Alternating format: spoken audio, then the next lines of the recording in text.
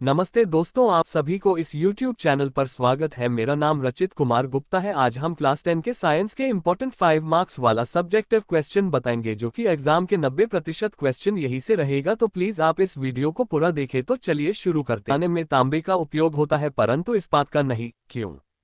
उत्तर, तांबा मंद क्रियाशील होने के कारण ये जल के किसी भी अवस्था के साथ अभिक्रिया नहीं करता है, जबकि लोहा गर्म जल के साथ अभिक्रिया कर लेता है। तांबा कॉपर संक्षारण के प्रति पूर्ण रूप से प्रतिरोधी है, परंतु इस्पात में काफी आसानी से जंग लग जाती है। तांबा ऊष्मा का अत्यंत सुचालक है, परंतु इस्पात ऊष्मा का इतना सुचालक नहीं है जितना कॉपर। प्रश्न संख्या 2, वनों की कटाई का वन्य जीवों पर क्या प्रभाव पड़ता है? उत्तर, वनों की कटाई के सबसे हानिकारक प्रभाव तो वन्य जीवों पर पड़ता है। वनों की कटाई से वन्य जीवों के निवास स्थान का ह्रास होता है। वनों की कटाई से उनके निवास स्थान के नुकसान के कारण विभिन्न वन्य जीवों के जीवन को नुकसान पहुंच रहा है। दूसरा प्रभाव उनके भोजन पर पड़ता है। वनों की कटाई से भोजन का अभाव होना है। वनों में मांसाहारी जीवों के साथ साथ शाकाहारी जीव भी निवास करते हैं, जो अपने भोजन के लिए पुनर्तः वनों पर ही निर्भर है। वनों की कमी के कारण उनके सामने भोजन की समस्या उत्पन्न हो गई है। प्रश्न संख्या 3, एल्यूमीनियम के प्रमुख अयस्कों के नाम लिखें। एल्यूमीनियम धातु का निष्कर्षण उसके अयस्क से कैसे किया जाता है? उत्तर, एल्यूमीनियम प्रकृति में संयुक्त अवस्था में पाया जाता है। पृथ्वी के भूपट्टी भाग में एल्यूमीनियम सबसे अधिक पाए जाने वाली धातुओं में तीसरे स्थान पर पाया जाता है। एल्यूमीनियम के प्रमुख अयस्क निम्न प्रकार हैं।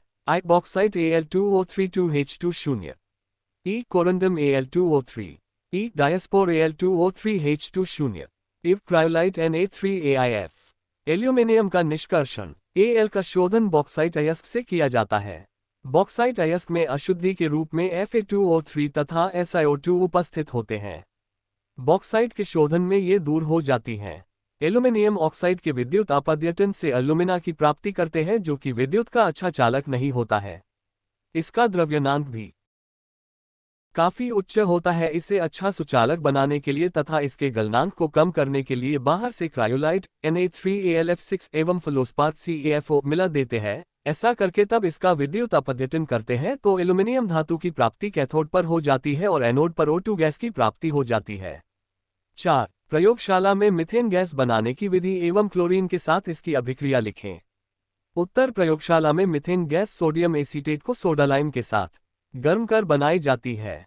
CH3CONa जोड़ NaOH इक्वल्स Na2CO3 जोड़ CH4। मिश्रण को सूर्य के विसरित प्रकाश में रख देने पर मीथेन क्लोरीन से अभिक्रिया क्लोरीन के साथ रासायनिक अभिक्रिया मीथेन और क्लोरीन के करता है।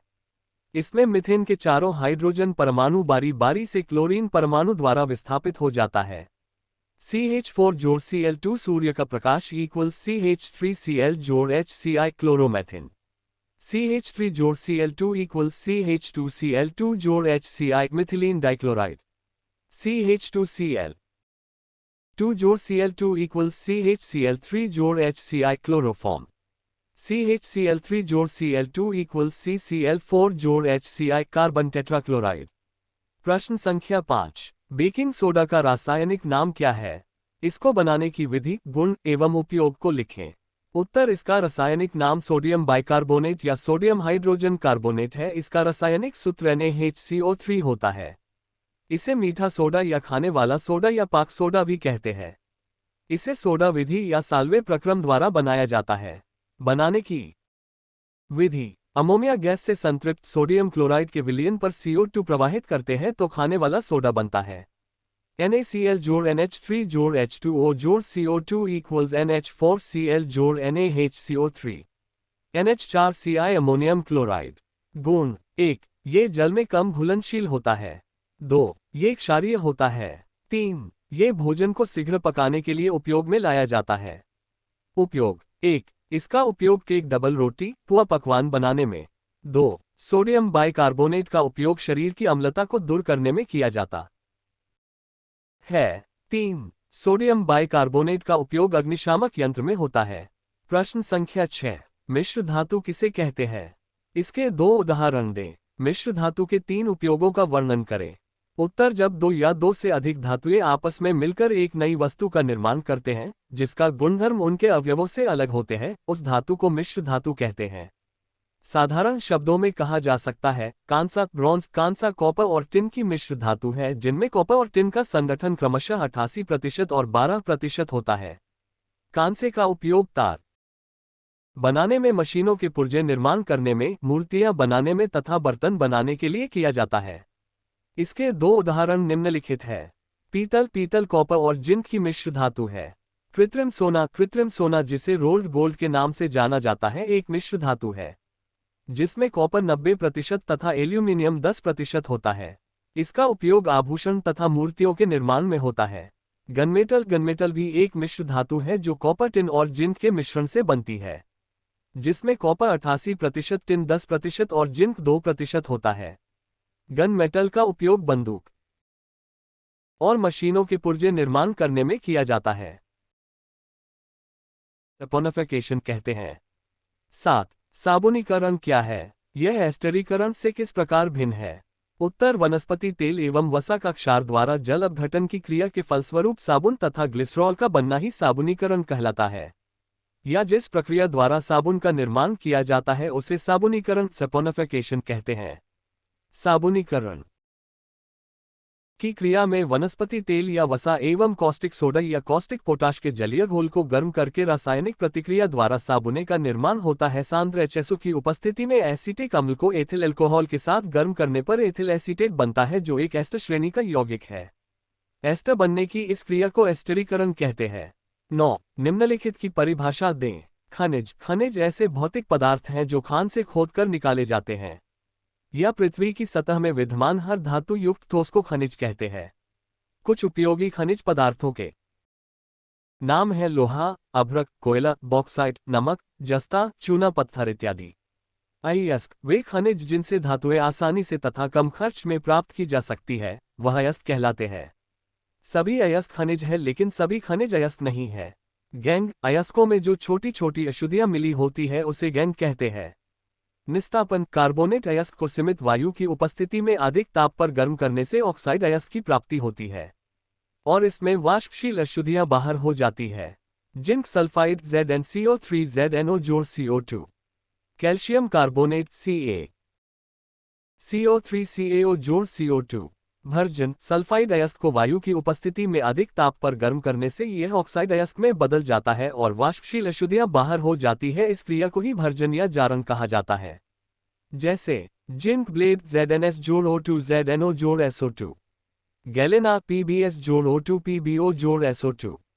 प्रश्न संख्या 11। अयस्कों का सांद्रण क्यों किया जाता है और कितने प्रकार से किया जाता है? उत्तर, अयस्क में उपस्थित अशुद्धियों के दूर करने के लिए अयस्कों का सांद्रण किया जाता है। अयस्कों का सांद्रण निम्नलिखित प्रकार से किया जाता है। 1. हाथ से चुनकर वैसे अशुद्धि जो आकार से बड़े होते हैं उनके लिए यह विधि प्रयोग में लाई जाती है। 2. चलनी से चालकर बहुत छोटे अशुद्धि जिन्हें हाथ से चुनना संभव नहीं है, उसे हम चलनी से चालकर अशुद्धि को अलग कर लेते हैं। 3. ओसाई के द्वारा इस विधि में अयस्क भारी और अशुद्धि हल्का होता है, जिससे भारी अयस्क वहीं पर रह जाता है और हल्का अशुद्धि हवा में उड़ जाता है। 4. गुरुत्व पृथक्करण विधि या द्रव चलित विधि, इस विधि में अयस्क भारी और अशुद्धि हल्के होते हैं। इसमें अयस्क का महीन चूर्ण करके दाब स्थान पर रखा जाता है, उसके बाद उस पर से जल का प्रवाह कराया जाता है जिससे अयस्क और अशुद्धियां अलग हो जाती है। 5. चुंबकीय पृथक्करण विधि, इस विधि में अयस्क का महीन चूर्ण करके अयस्क को हॉपर में रख देते हैं। जब मोटर की सहायता से बेल्ट घूमता है तो बिना चुंबकीय गुण वाला पदार्थ आगे गिरता है और चुंबकीय गुण वाला पदार्थ पीछे गिरता है। इस प्रकार से अयस्क एवं अशुद्धि को अलग कर लिया जाता है। 6. फेन प्लवन विधि, इस विधि में अयस्क का महीन चूर्ण करके पात्र में डाल दिया जाता है। तारपीन, भारी तेल मिश्रित जल में जब वायु का झोंका प्रवाहित कराया जाता है तो अयस्क हल्का होने के कारण फेन के साथ ऊपर चला आता है और अशुद्धियां नीचे तली में बैठ जाती है। यह विधि सल्फाइड अयस्क के लिए प्रयोग में लाई जाती है। 7. गलनिक पृथक्करण विधि, इसमें हम ऐसे अयस्क का सांद्रण करते हैं जहां अयस्क और अशुद्धि के गलनांक अलग अलग होते हैं।